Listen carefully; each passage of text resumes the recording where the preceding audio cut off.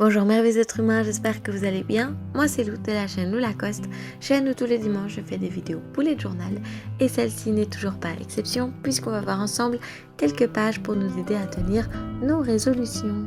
Alors comme toujours, le matériel que j'utilise dans la vidéo est listé en bas et toutes les pages sont représentées en photo sur mon Instagram, donc n'hésitez pas à aller faire un tour et pourquoi pas vous abonner si vous aimez bien.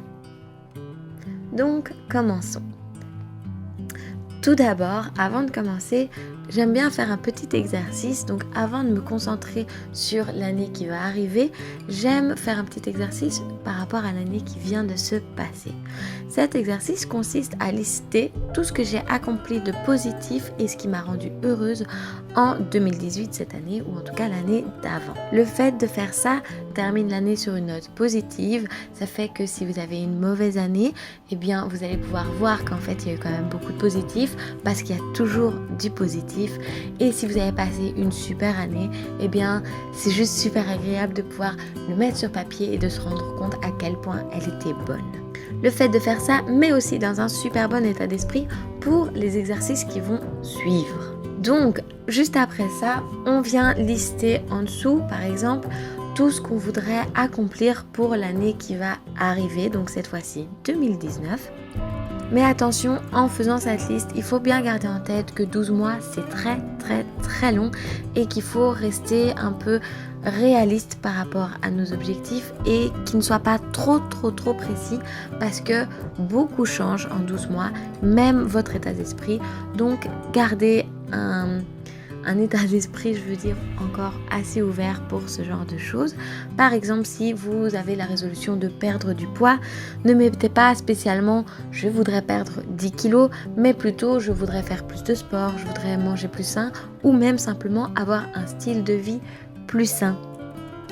Vous allez voir que même si vous n'avez perdu entre guillemets que 5 kilos et que vous avez un super style de vie, que vous faites beaucoup plus de sport, que vous mangez mieux et que vous êtes en meilleure santé, eh bien vous n'allez pas être déçu parce que vous n'avez pas perdu 10 kilos alors que vous avez quand même accompli beaucoup mieux.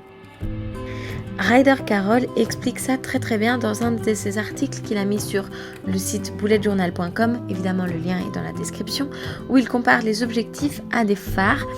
Et il y a aussi un extrait d'un de ses speeches que j'ai filmé à Paris quand je l'ai rencontré à la fin de la vidéo de mon setup 2019. Donc n'hésitez pas à aller faire un tour sur cette vidéo. Il est très important aussi de vraiment célébrer à chaque fois qu'on a une petite victoire, qu'on a accompli quelque chose pour se rappeler que chaque pas est important et peut nous rendre heureux. Et donc voilà, ça c'est très important, je voulais juste vous le rappeler. C'est d'ailleurs par rapport au speech de Ryder Carroll que j'ai fait mon thème du setup 2019 et du coup le dessin de la page juste à côté qui est un phare. Donc c'est vraiment par rapport à la comparaison qu'il a faite par rapport aux objectifs et au phare. Je vous invite vraiment à aller voir son article. Donc sur cette page, je viens marquer mes intentions de l'année. Alors c'est très différent je trouve des objectifs, ça va être beaucoup plus général, ça va être vraiment des intentions plutôt des objectifs.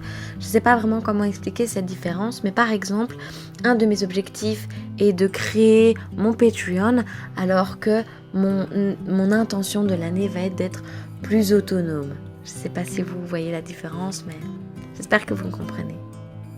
Comme cette page est assez personnelle, j'ai décidé de la flouter, mais moi personnellement j'ai fait cette page sous forme de texte, mais rien ne vous empêche de la faire de n'importe quelle manière que vous voulez. Vous pouvez la faire avec un schéma, avec un dessin ou même simplement un seul mot.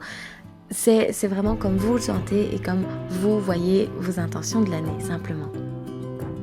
La dernière page que je vais faire, je l'ai faite dans mon setup de janvier. Donc je l'ai faite sur ma page de garde. Alors c'est une page que j'appelle un check-up. C'est simplement parce que comme je vous l'ai rappelé plus tôt, 12 mois c'est très long et souvent il ne suffit que d'un seul mois pour même oublier qu'on avait pris des résolutions. Et du coup de faire des check-up, moi personnellement cette année je vais le faire une fois par mois, ça permet de voir son avancée par rapport à ces objectifs là et surtout de les garder en tête et de ne pas les oublier. Petite parenthèse, si vous êtes curieux de mon thème et mon setup du mois de janvier, évidemment la vidéo est déjà sur YouTube. Donc, un check-up, c'est très très facile à faire. Il suffit de se poser 3 questions. Comment est-ce que je vais?